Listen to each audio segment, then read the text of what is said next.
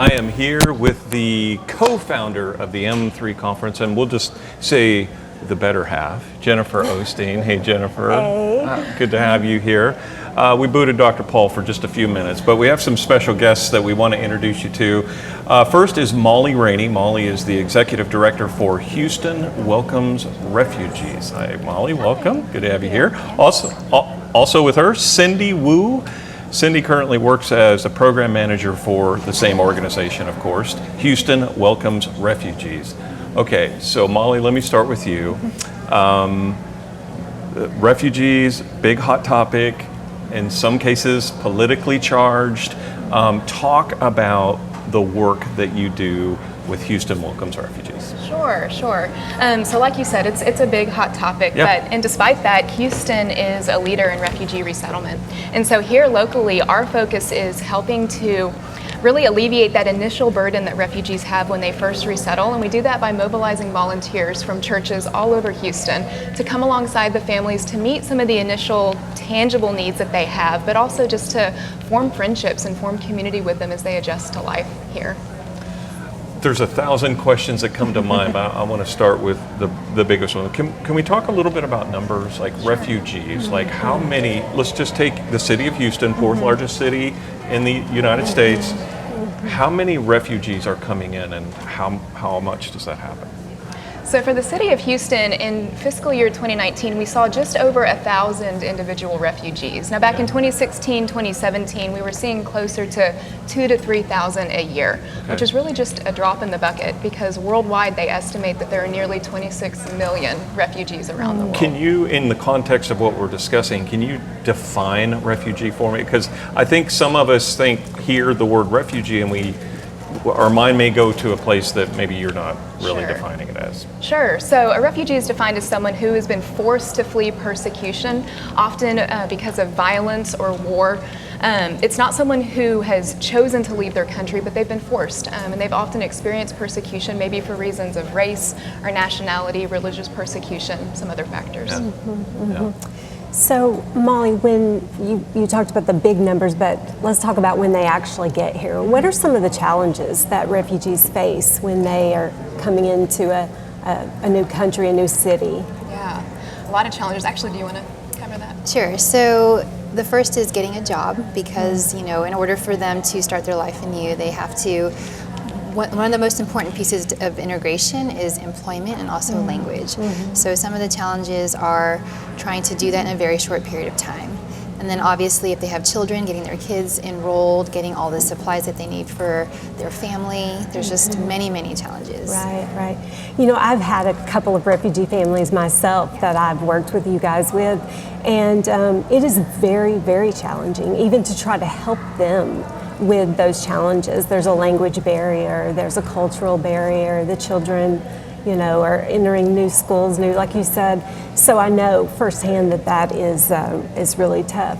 Would you tell us, you used that word bridge, and I know earlier today you did a pre-conference around refugee care and mental health, but would you explain a little bit more about what Houston Welcomes Refugees does as far as being a bridge?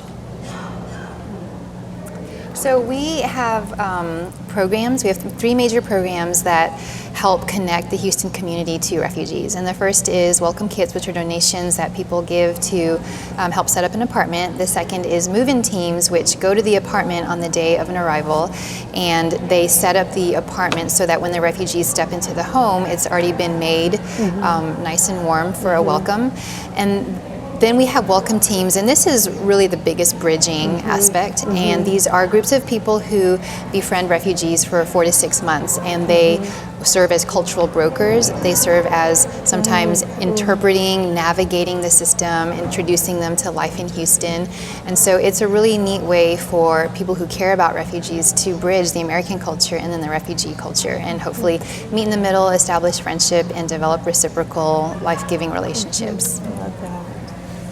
You mentioned, I know you guys are based here in Houston. Obviously, a lot of refugees come to the city, but you mentioned the worldwide. Are there other organizations that you all work with to kind of help reinforce and support each other? Yeah, absolutely. So we're a nonprofit organization, but we partner formally with the YMCA International Services, and they are one of 5 local resettlement agencies here locally. So you can think of them as essentially the last arm in the government's formal resettlement process. And so they let us know when families are coming, and they provide amazing services to the families, case management, a lot of different support and resources. And we really just come alongside them as community members, helping fill in any gaps wherever we can. Yeah, does that restrict how you can interact or the gospel? Like, I'm just curious about that part of it.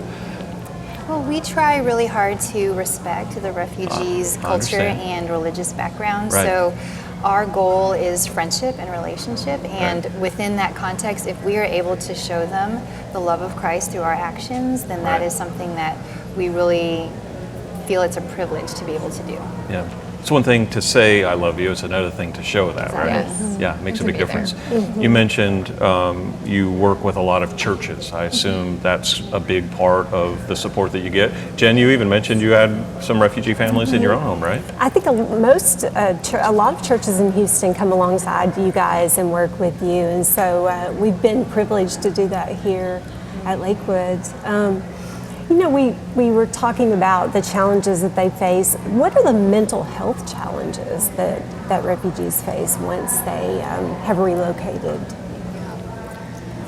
A number of things. I mean, first you're dealing with grief and loss, having lost loved ones many times, lost your possessions, and sometimes what feels like your identity. Many families experience trauma on the journey, fleeing their homes and coming here. And so once those initial, tangible needs, safety and work and food and shelter are all established, that's when you can start to see some of the mental health issues come up. So it's what they've left behind, but it's also them being challenged with just adjusting to life in a brand new country with a brand new culture and a lot of people that they don't know.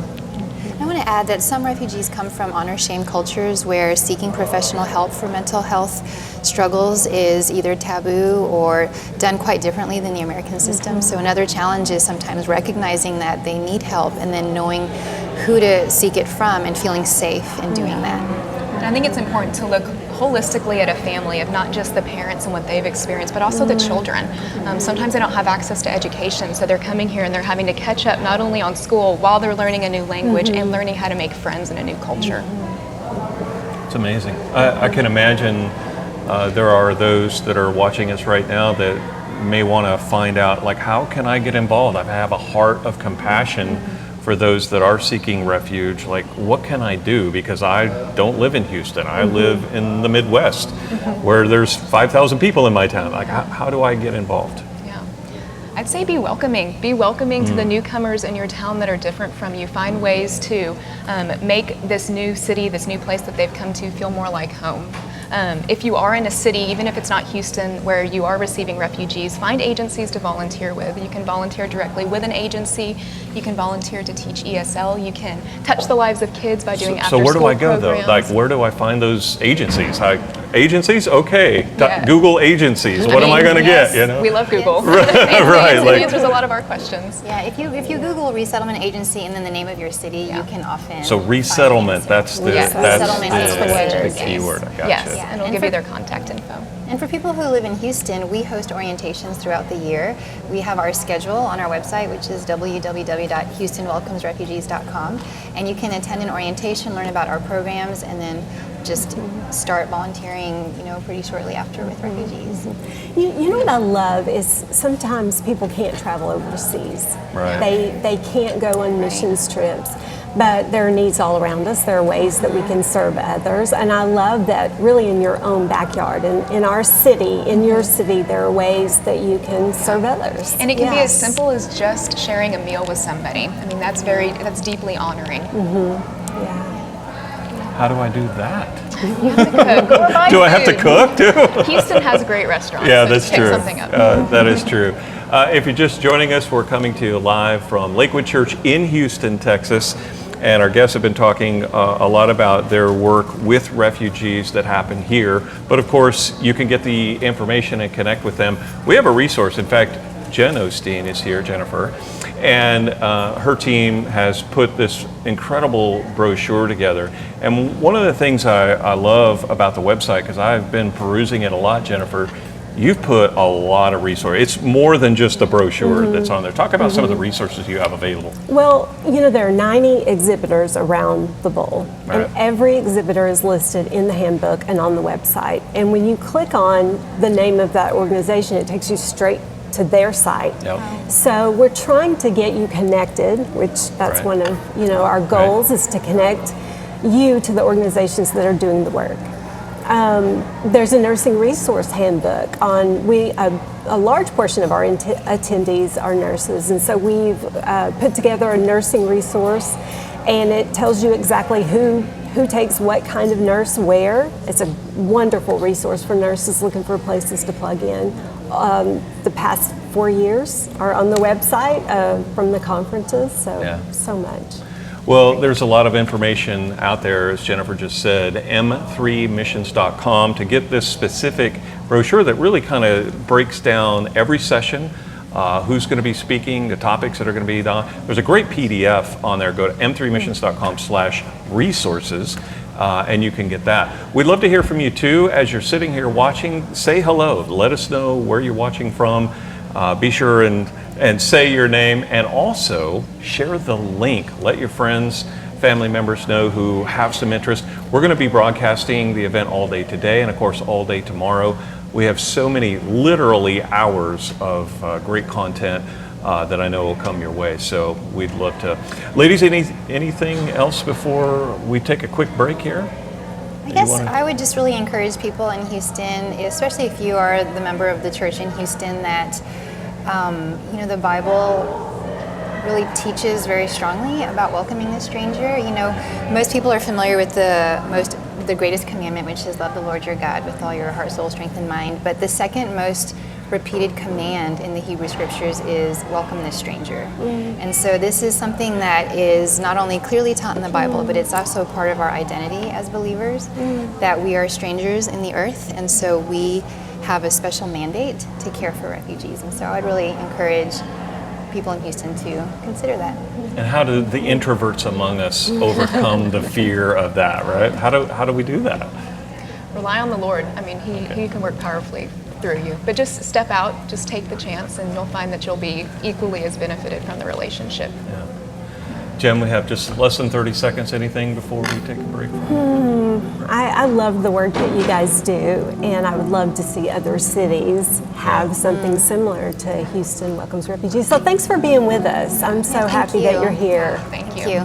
It's a wonderful conference. You're watching the 2020 M3 Mobilizing Medical Missions Conference live stream. Thank you for joining us. We'll be back in just a minute.